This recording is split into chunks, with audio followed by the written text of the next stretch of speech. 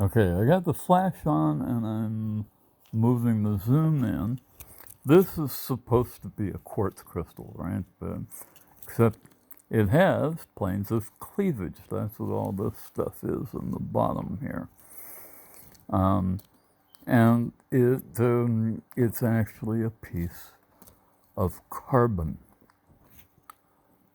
And those little bubbles in there are nitrogen.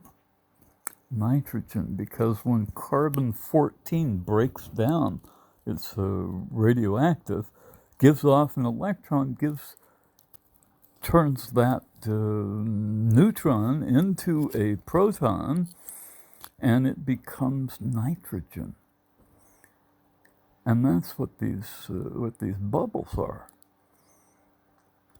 And I know that it is because, see, I've got other diamonds, and I can go like this, and it just skates right across the surface. Doesn't make a scratch at all. I've got a piece of corundum here. I don't know where my big ruby is. I put it away somewhere.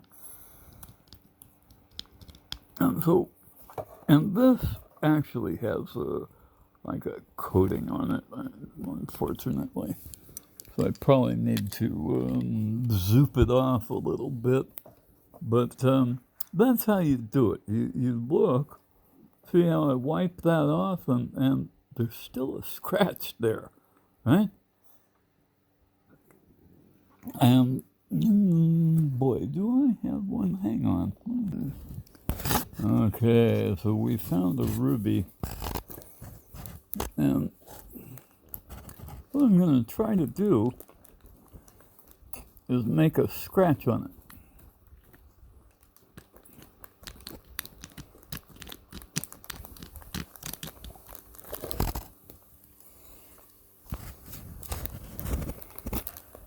And you can see the dust on the scratches. But when I wipe it off, they're still there. Those scratches are now etched into the stone. It's kind of bumpy anyway, so it doesn't matter on this one. And the only thing that can scratch a ruby is a diamond. So that's how I know this is a diamond. And that's how you do a hardness test. If it's the same hardness, it just skates, or if the other stone's harder, right? Because this will just skate too.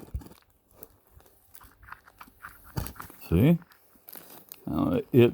It left some there, but watch. See, the stuff goes away. That one even almost scratched it. Look at that.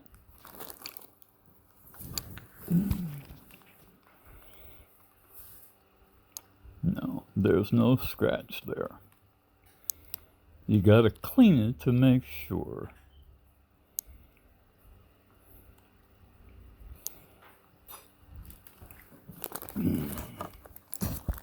What we have is something that is 9 on the Mohs scale of hardness here. These are real heavy, okay, real heavy. Diamonds, on the other hand, are just made out of carbon. And so even though these two probably have, this one may be a little bigger, this one's at least twice as heavy, maybe 3 times as heavy as this one. This one, however, is 5 orders of magnitude harder than this one, because it's a diamond. And it's 5 orders of magnitude is a 1 followed by 5 zeros. That's 10,000 times harder. It's not just a little bit harder. It's way, way, way harder. And in fact, diamonds show up. You pull them out of the river down here, and they do. They form in fault lines. And rivers, like the Gila River, are fault lines. And they're chock full of them.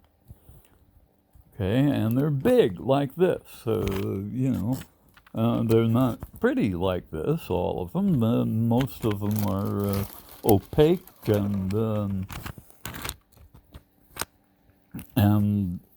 they're shiny. They're always shiny. This is metallic. You can see that. This is one of those rubies.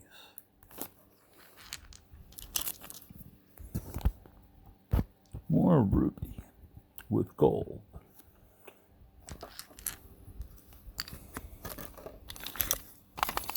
And somewhere in here I've got, there's another one. Maybe I don't. Maybe. Let's see what I got here.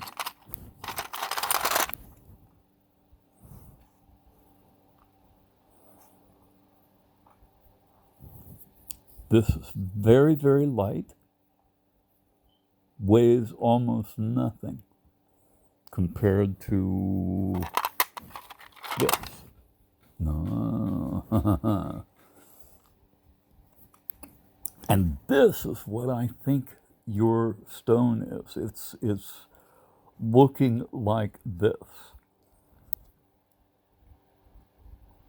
And what you see where the little white parts are, and then the dark areas between them, those are called interstitial sites. And there's room for metal in there, and aluminum oxide incorporates other metals, and that's why rubies are red and sapphires are blue, because they incorporate those metals into the interstitial sites. And here we have platinum and gold in the interstitial sites, and that's, I think, what you have there. That's why I was surprised that it activated your metal detector, because it has covalent bonds, and it doesn't act like a metal. It looks like a neutral thing. So these are granite from Sierra Estrella. This one was made into an arrowhead. Isn't that cool? And had another one the other day. I don't know if this one was or not really. Maybe. You can see where it's scalloped along the edge. Somebody was working it or using it, to cut something.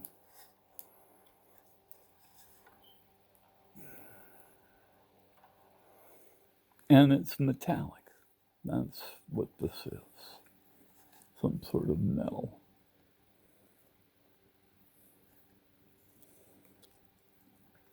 And sometimes they're magnetic. But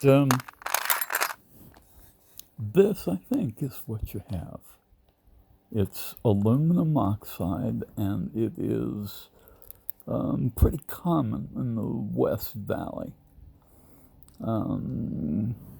Now, I just figured out what this stuff is this week. This past week. So this is kind of new information, and it ties in with my research exactly, and allows me to make predictions about where minerals occur accurately. And that way you know when you can take this information and make accurate predictions about the real world, then it means you've got good science. And we can check it over and over and over again. Because that's what I do.